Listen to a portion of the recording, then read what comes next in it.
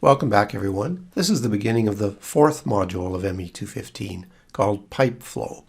We're going to start the pipe flow section by actually continuing on with this idea of Reynolds Transport Theorem and conservation laws. So if you recall, in the last module, we applied several conservation laws to control volumes, and that was called control volume analysis. We have a conservation law for mass, we have a conservation law for linear momentum, and we have a conservation law for angular momentum. Now, all of those conservation laws were derived from a more general conservation law called Reynolds Transport Theorem.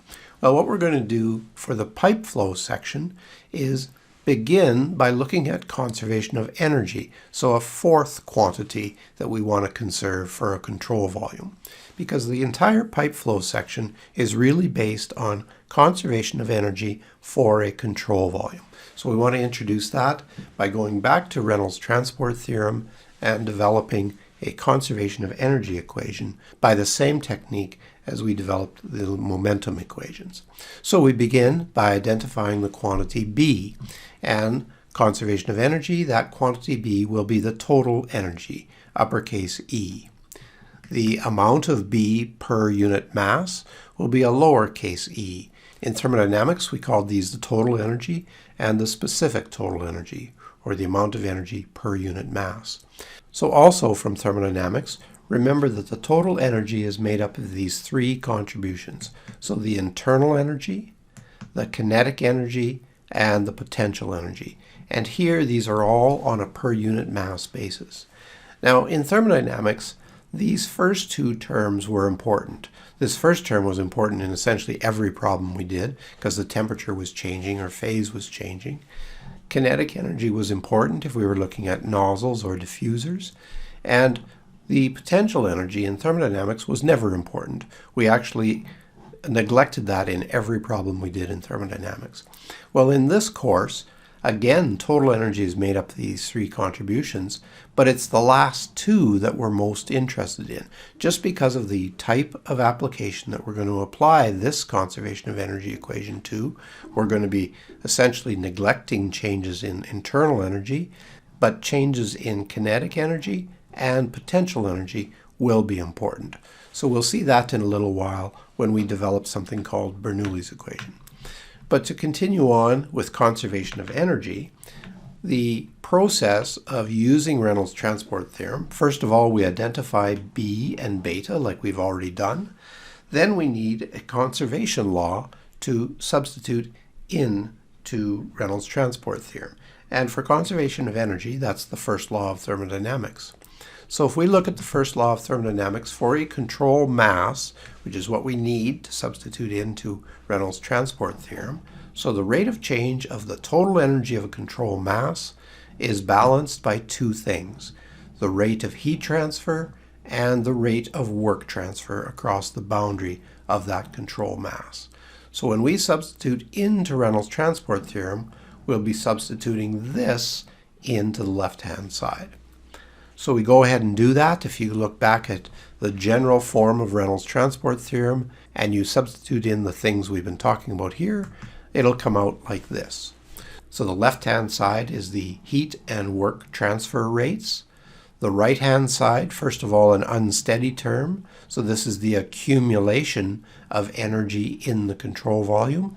And then the rate at which energy is crossing the control surface. So the same idea as the other conservation laws. The left-hand side comes from a control mass conservation law, and the right-hand side we achieve just by substituting beta into the equation. So we see we have a lowercase e in two spots here as a result.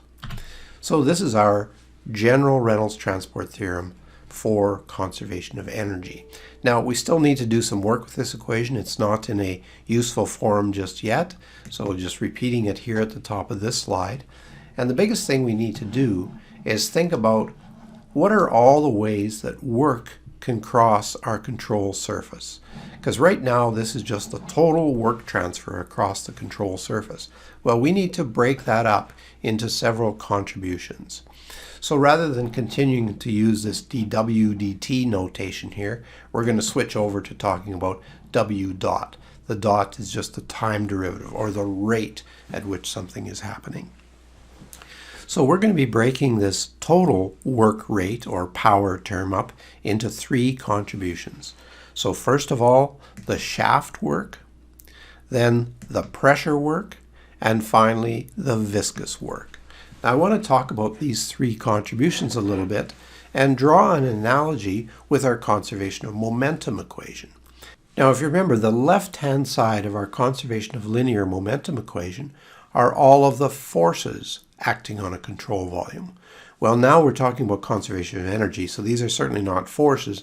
They're rates at which heat and work are crossing our control surface. However, there is still an analogy between the terms on the left-hand side of the linear momentum equation and these contributions to work here. Now remember, in conservation of linear momentum, we talked about surface forces.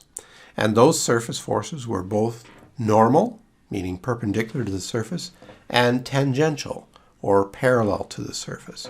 Well, these are analogous terms in the conservation of energy equation. So first of all, we look at this pressure work. We're going to talk more about it on the next slide, but this is work at our control surface due to forces normal to the surface. So this W dot P term, the pressure work term, is analogous to the pressure force in conservation of linear momentum.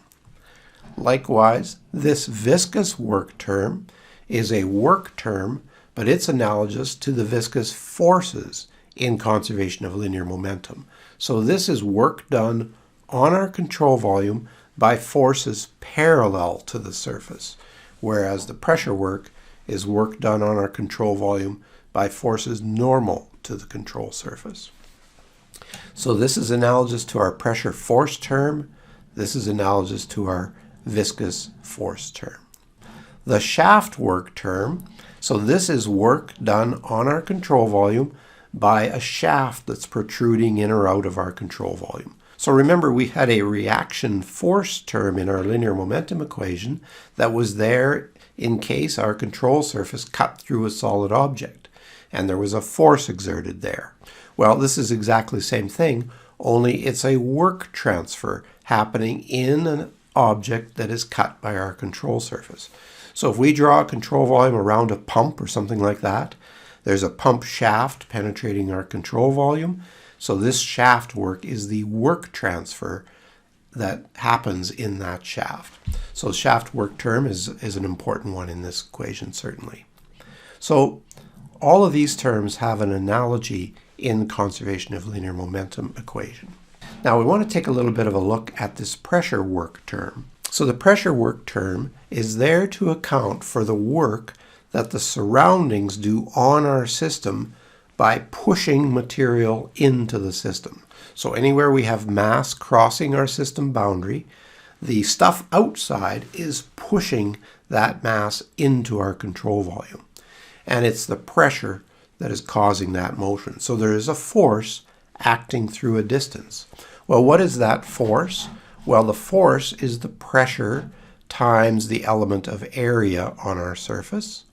And how fast is that material being pushed into our control volume?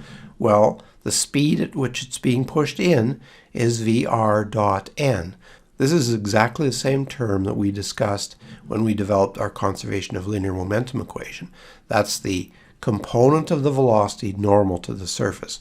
So it's the speed or the rate at which material is being pushed into the control volume. So we multiply a force times a speed, we get a power or a work rate. So this is the pressure work term. And it's going to be non-zero anywhere Vr dot n is non-zero on our control surface. In other words, anywhere that material is crossing our control surface. Now notice at inlets and outlets, just like before, this Vr dot n changes sign.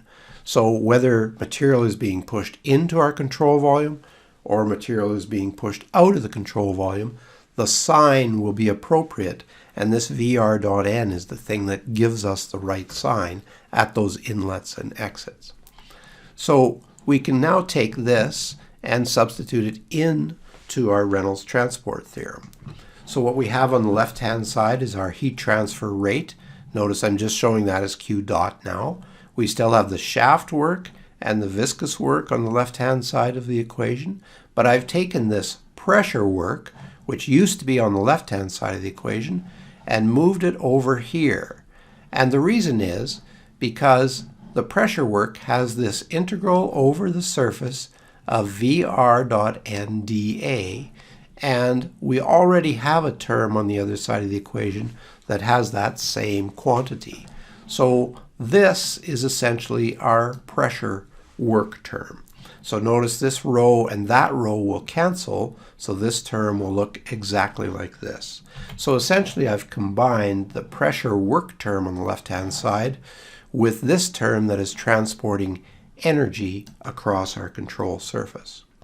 Well, if we take a look in detail at this term on the right-hand side here, we have E plus P over rho. Well, we can replace our total energy with the three contributions: internal energy, kinetic energy, and potential energy. And then if we look at this, we have here U plus P over rho. Well, U plus P over rho is the enthalpy. In thermodynamics, this was U plus PV, but remember the specific volume V is just the inverse of the density. So we can replace this quantity here with the enthalpy plus the kinetic energy plus the potential energy. So that's what we do in this slide, and this gets us to our most general form of conservation of energy applied to a control volume.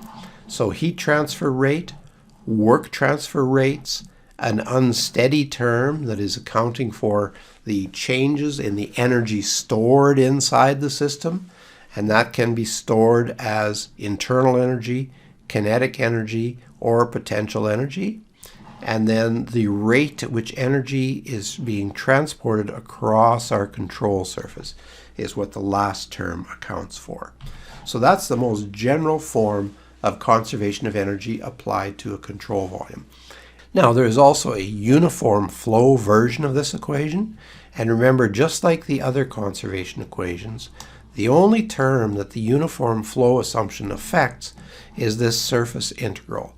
So it simplifies the calculation of the energy, in this case, that's being transported across the control surface. So the uniform flow version of this, that last term, can be replaced by a summation over the discharges of enthalpy plus kinetic energy plus potential energy times the mass flow rate minus a summation over the inlets of the same quantity. Now remember, the uniform flow assumption demands that we can identify discrete inlets and exits, and that over each of those, all of the properties inside of this integral are constant. So the enthalpy, the velocity, and the elevation would have to be, and the density, and VR.N, all of that stuff has to be assumed constant over those discrete inlets and exits in order to use the uniform flow assumption. So this is the general conservation of energy equation applied to a control volume, coming from Reynolds Transport Theorem. And you'll notice it's the same equation as we used in thermodynamics for open system analysis, because that's really what a control volume is an open system. So that's our introduction to conservation of energy. Now, the types of problems that we're going to apply this energy equation to in this course allow us to make quite a few assumptions. So the next thing we're going to be doing in the next video is starting with this very general equation and discussing a whole series of assumptions that we're going to make. And after we make those assumptions, we'll come up with something called Bernoulli's equation, which is sort of the main workhorse equation for this section of the course. So we'll see you in the next video.